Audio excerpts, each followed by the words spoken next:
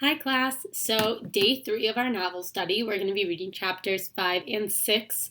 And today our objective is to be able to describe a character and how their actions contribute to the plot. So when we think about plot, we want to think about the sequence of events in the story. So I'm going to talk you guys through this a little bit. So in this lesson, you'll learn how the character's actions contribute to the plot. What you need to do is notice what the actions of the character are, and then determine how do those actions affect the rest of the story or affect that chapter. So our steps for today is the first step is stop when you get to like a major event in the story. So for us, we're going to stop at the end of the chapter and think about the major events in the story. The second step is we're going to identify what was the character that was mostly involved in that event. What characters were involved? The third step is we're going to ask ourselves, what did the character do to cause this to happen? So what actions did the characters do that caused this event to happen? And then finally, we're going to connect all of that. So when this character, so we're going to fill in these blanks, and you can be following along with me in the day 33 questions chart. The next final step is we're going to connect that. So when the character blank, it caused blank to happen. That's going to be your main answer because that's what the character did to contribute to the story. So we're going to read chapter 5, do an example together, and then chapter 6, you're going to be able to do one on your own, just like we've done every single day. So let's get started. So now we're on chapter 5. You guys can open up your document and follow along with me with chapter 5. At the end of chapter 5, we'll stop and do an example. Awesome. All right, let's see what happens. Chapter 5. Winn Dixie couldn't stand to be left alone. We found that out real quick. If me and the preacher went off and left him by himself in the trailer, he pulled all the cushions off the couch and all the toilet paper off the roll. So we started tying him up outside with a rope when we left. That didn't work either. Winn Dixie howled until Samuel, or Mr. Detweller's dog, started howling too. It was exactly the kind of noise that people in the all-adult trailer park do not like to hear. He just doesn't want to be left alone, I told the preacher. That's all. Let's take him with us. I could understand the way that Winn Dixie felt. Getting left behind probably made his heart feel empty. After a while, the preacher gave in, and everywhere we went, we took Winn Dixie, even to church. The Open Arms Baptist Church of Naomi isn't a regular-looking church. The building used to be a Pick It Quick store, and when you walk in the front door, the first thing you see is the Pick It Quick motto. It's written on the floor in little tiny red tiles that make great big letters that say, pick, pick, pick, quick, quick, quick. The preacher tried painting over those tiles, but the letters won't stay covered up. And so the preacher has just given up on let them be. The other thing about Open Arms that is different from other churches is that there aren't any pews. People bring in their fold-up chairs and lawn chairs, and so sometimes it looks more like a congregation is watching a parade or sitting at the barbecue instead of being at church. It's kind of a strange church, and I thought Winn Dixie would fit right in. But the first time we brought Winn Dixie to the Open Arms, the preacher tied him outside the front door. Why did we bring him all the way here just to tie him up? I asked the preacher. Because dogs don't belong in church, Opal, the preacher said. That's why. He tied Winn Dixie up to a tree and said how there was lots of shade for him and that it ought to work out real good. Well, it didn't. The service started and there was some singing and some sharing and some praying. And then the preacher started preaching. And he wasn't but 2 or 3 words into his sermon when there was a terrible howl coming from outside. The preacher tried to ignore it. Today, he said. "Aroo," said Winn Dixie. "Please," said the preacher. "Aroo," said Winn Dixie back. "Friends," said the preacher. "Arrup," wailed Winn Dixie. Everyone turned in their lawn chairs and fold-up chairs and looked at one another. "Opal, said the preacher. "Ow!" said Winn-Dixie. "Yes, sir," I said. "Go get that dog," he yelled. "Yes, sir," I yelled back. I went outside and untied Winn-Dixie and brought him inside, and he sat down beside me and smiled up at the preacher, and the preacher couldn't help it. He smiled back. Winn-Dixie had that effect on him. And so the preacher started in preaching again. Winn-Dixie sat there listening to it, wiggling his ears this way and that, trying to catch all the words, and everything would have been all right, except that a mouse ran across the floor. The Open Arms had mice. They were there from when it was a picket-quick, and there were lots of good things to eat in the building. And when the picket-quick became the Open Arms Baptist Church of Naomi, the mice stayed around to eat all the leftover crumbs from the potluck suppers. The preacher kept on saying he was going to have to do something about them, but he never did. Because the truth is, he couldn't stand the thought of hurting anything, not even a mouse. Well, when Dixie saw that mouse, and he was up and after him, 1 minute everything was quiet and serious, and the preacher was going on and on and on, and the next minute, Winn-Dixie looked like a furry bullet, shooting across the building, chasing that mouse. He was barking, and his feet were skidding all over the polished picket-quick floor, and people were clapping and hollering and pointing. They really went wild when Winn-Dixie actually caught the mouse. "I have never in my life seen a dog catch a mouse," said Mrs. Nordley. She was sitting next to me. "He's a special dog," I told her. "I imagine so," she said back. Winn-Dixie stood up there in front of the whole church, wagging his tail and holding the mouse real careful in his mouth, holding on to it tight but not squishing him.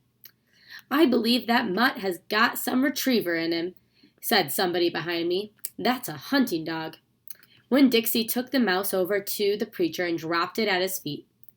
And when the mouse tried to get away, Winn-Dixie put his paw right on the mouse's tail. Then he smiled up at the preacher. He showed him all of his teeth. The preacher looked down at the mouse. He looked at Winn-Dixie. He looked at me. He rubbed his nose. It got real quiet in the picket-quick.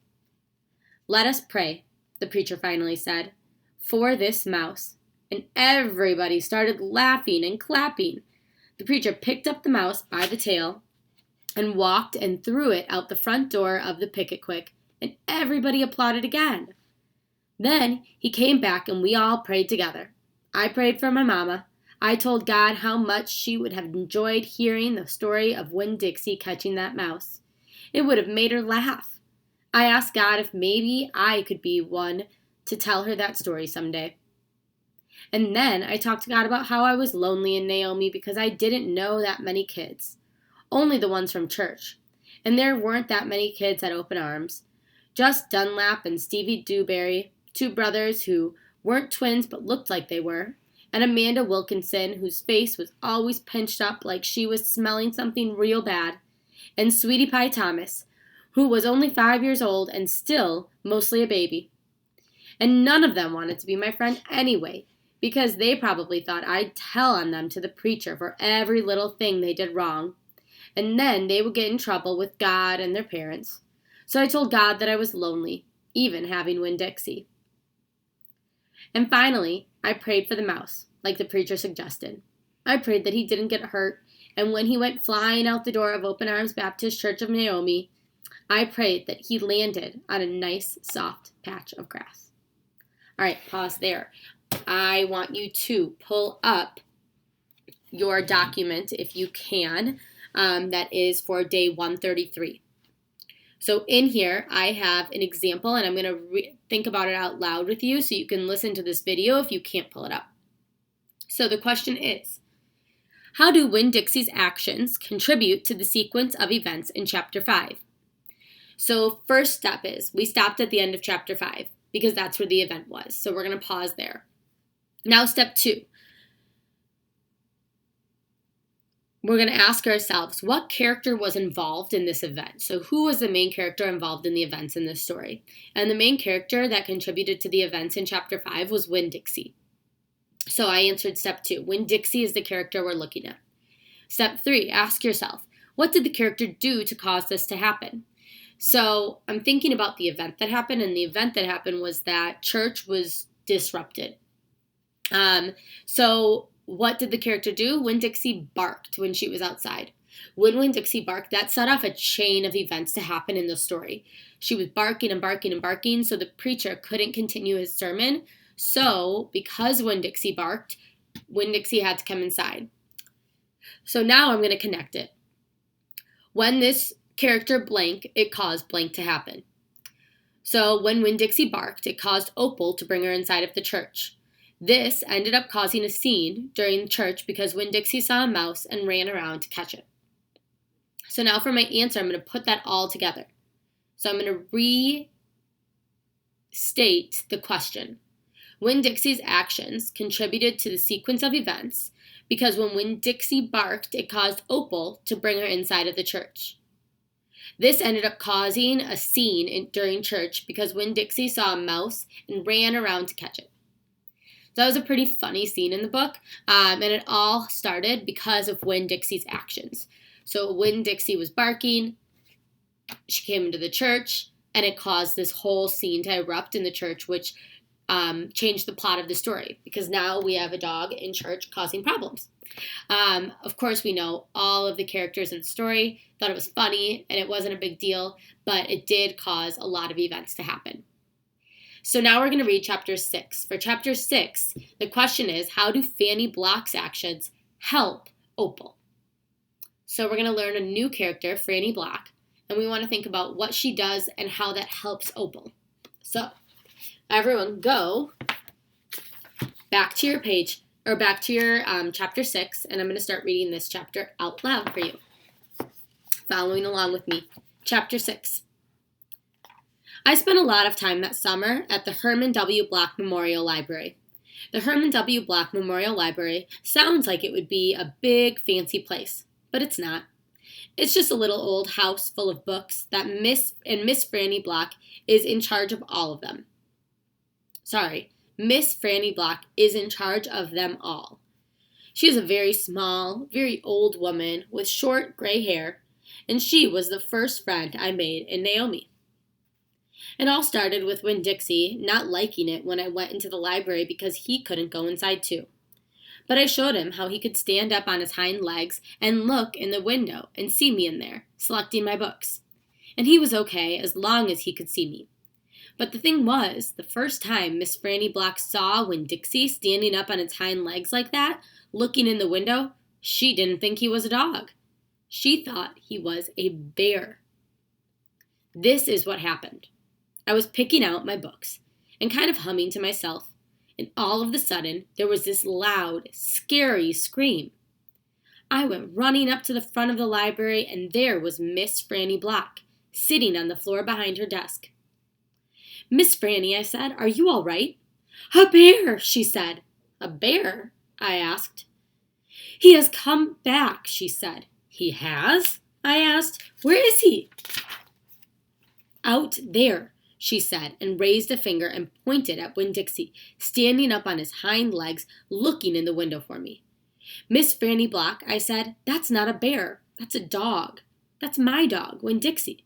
"Are you positive?" she asked. "Yes, ma'am," I told her. "I'm positive. He's my dog. I would know him anywhere." Miss Franny sat there trembling and shaking. "Come on," I said. "Let me help you up. It's okay." I stuck out my hand, and Miss Franny took hold of it, and I pulled her up off the floor. She didn't weigh hardly anything at all.